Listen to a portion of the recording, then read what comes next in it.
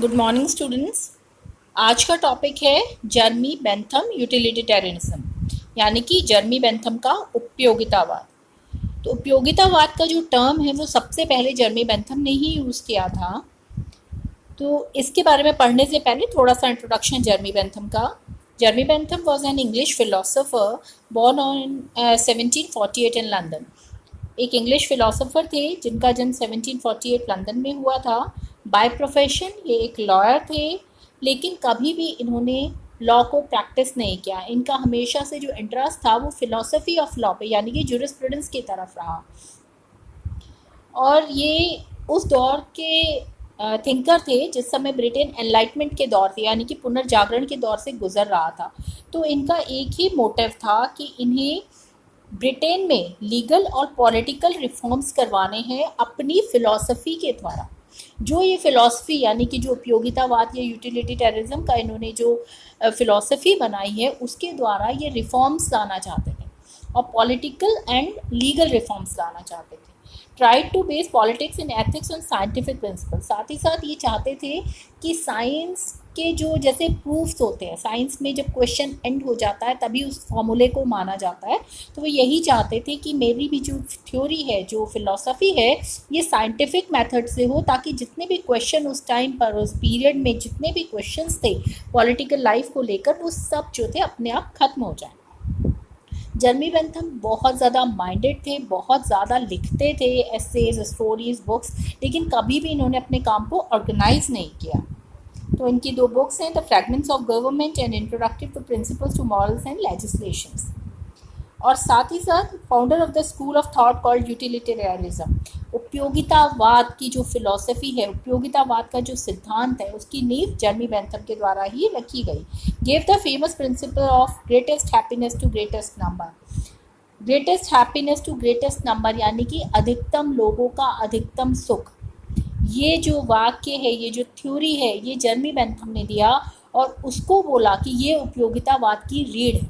यानी कि जो पब्लिक है, जो जनता है, उसमें अधिकतर लोगों के पास अधिकतम सुख को कैसे प्राप्त कराया जाए, ये जर्मी बेंथम की थ्योरी बताती है।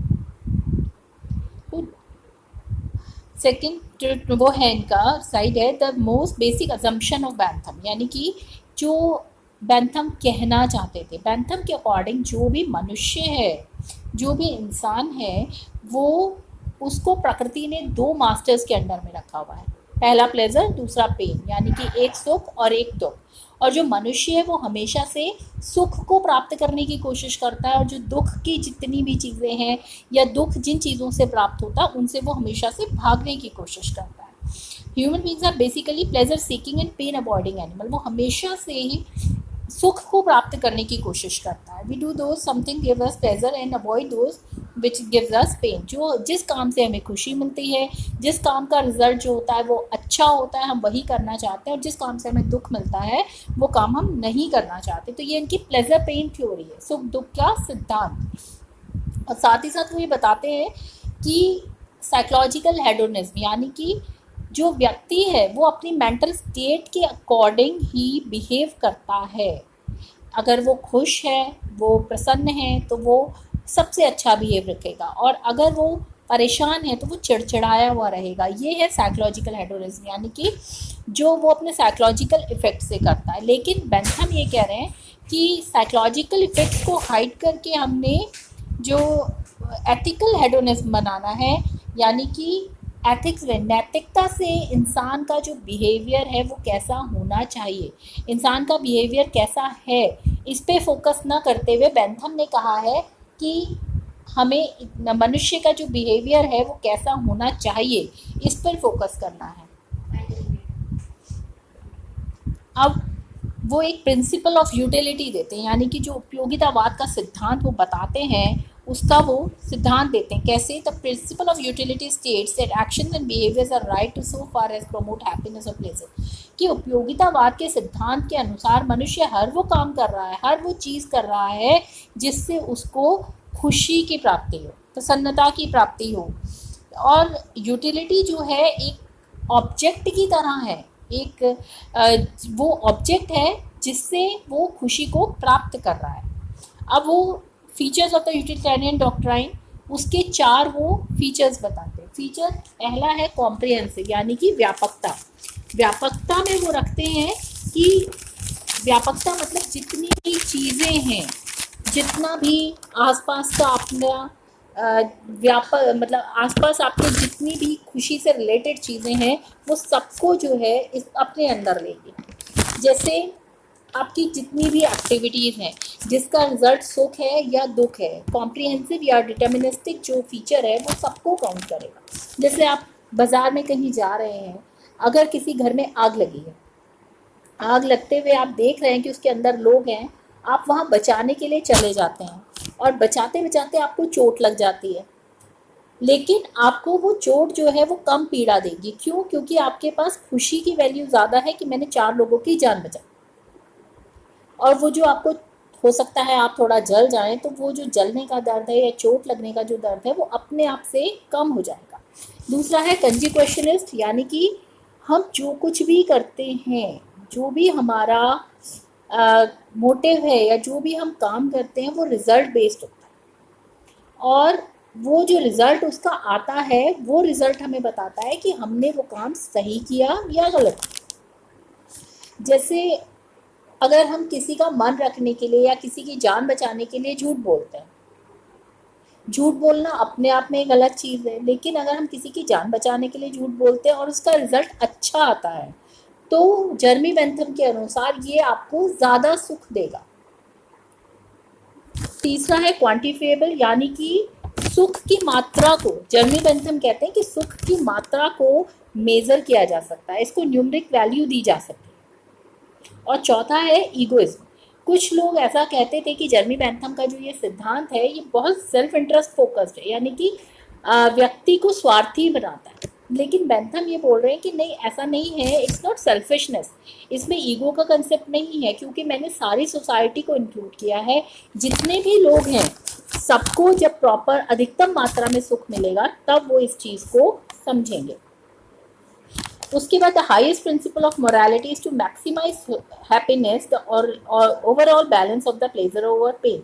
अब वो कह रहे हैं कि इसका एक मेजरिंग यूटिलिटी है, मतलब इसको नापने का एक तरीका है कि कैसे अधिकतम लोगों तक अधिकतम सुख जो है वो पहुंच सके। तो इसके लिए उन्होंने 7 डायमेंशंस दिए हैं, इसके तरीके दिए हैं। पहला दिया है उन्होंने इंटेंसिटी, इंटेंसिटी ऑफ प्लेजर, यानी कि आपका जो सुख है, आपको कोई भी काम करने से जो सुख मिल रहा है वो कितना है, थोड़ा है, ज़्यादा है, बहुत ज़्यादा है, 100% है, 10% है, 20% है। तो इससे आप अंदाज़ा लगा सकते हैं कि आपका जो काम किया गया है, जो सुख आपको प्राप्त हुआ है, वो उसकी इंटेंसिटी कितनी है। दूसरा ड्यूरेशन, ड्यूरेशन यानी कि वो कितनी अवधि तक है। जैसे आप कोई मनपसंद चीज़ खाते हैं तो उसका सुख बहुत कम समय के लिए रहता है, लेकिन अगर आपकी बहुत अच्छी नौकरी लग जाती है तो उसका सुख जो है आप लंबे समय तक भोगते हैं। तो वो ये कह रहे हैं कि किसी भी चीज़ का जो कार्य जो आप कर रहे हैं वो किस पे डिपेंड करता है, उसकी ड्यूरेशन पे कर रहा है, उसका सुख जो है उसकी ड्यूरेशन पे डिपेंड करता है। तीसरा सर्टेनिटी, सर्टेनिटी यानी कि आप जब कोई काम कर रहे हैं तो उसका जो प्लेजर है वो आपको एक्सपीरियंस होगा कि नहीं होगा। ज़रूरी तो नहीं है कि आप कोई काम कर रहे हैं उसका रिजल्ट पॉजिटिव ही आए, कई बार नेगेटिव भी आ जाता है, तो वो सर्टेनिटी को बताते हैं। सर्टेनिटी मतलब निश्चितता, कि आप उस काम को करने को लेके कितने निश्चित हैं, कितने सर्टेन हैं कि वो काम अच्छा ही होगा और उसका रिजल्ट पॉजिटिव ही आएगा। फोर्थ इज प्रोपेंक्विटी, प्रोपेंक्विटी यानी कि आप जब कोई एक्टिविटी कर रहे हैं तो उसका जो प्लेजर है उसका रिजल्ट जब कुछ टाइम बाद आता है। जैसे एग्ज़ाम आपने आज दिए, पेपर आपने आज लिखा, लेकिन रिजल्ट आपका 3 महीने बाद आया। तो काम आपने आज किया, एक्टिविटी आपने आज करी है, लेकिन उसका रिजल्ट, उसका जो प्लेजर है कि आपका एग्ज़ाम बहुत अच्छा हुआ था, लेकिन उसका जो प्लेजर है उसकी अनुभूति आपको 2 महीने या 3 महीने बाद होगी। तो वही बोल रहे प्रोपेंक्विटी, यानी कि जब आपकी एक्टिविटी आज होती है लेकिन उससे आपको खुशी की अनुभूति बहुत समय बाद होती है, तो उसको प्रोपेंक्विटी कहेंगे। फिफ्थ इज फेकेंडिटी, फेकेंडिटी मतलब ये उस एक्टिविटी से है कि जब आपको कुछ एक्टिविटी ऐसी आप करते हैं जिससे आपको सिर्फ उसी का प्लेजर नहीं, एक एडिशनल प्लेजर भी मिलता है। जैसे आपको इंजीनियरिंग में इंटरेस्ट है, आपको इंजीनियरिंग में एंट्रेंस में आपको क्लियर हो गया, आपने इंजीनियरिंग की पढ़ाई करी, आप बहुत खुश हैं, आप प्लेजर ले लिया आपने इस चीज़ से। अब जब इंजीनियरिंग की डिग्री लगने के साथ आपकी बहुत अच्छी जॉब लग जाएगी, तो क्या हुआ, इसमें एक एडिशनल हैप्पीनेस जुड़ गया। तो इस एडिशनल हैप्पीनेस को उन्होंने फेकुंडिटी बोला। Then sixth is purity. Purity यानी कि मनुष्य खुद से झूठ नहीं बोल सकता, तो इसलिए वो बात कर रहे हैं प्योरिटी की, यानी कि वो कितना प्योर है, आपको एक्चुअल में उतना ही प्लेजर हुआ है जितना आप चाहते थे, या आपको उसमें थोड़ा सा पेन भी हुआ है। एंड एक्सटेंट यानी कि एक्सटेंट, ये it's a very important dimension कि जब हम कोई एक्टिविटी करते हैं तो आपकी इस एक्टिविटी से कितने लोग अफेक्टेड होते हैं।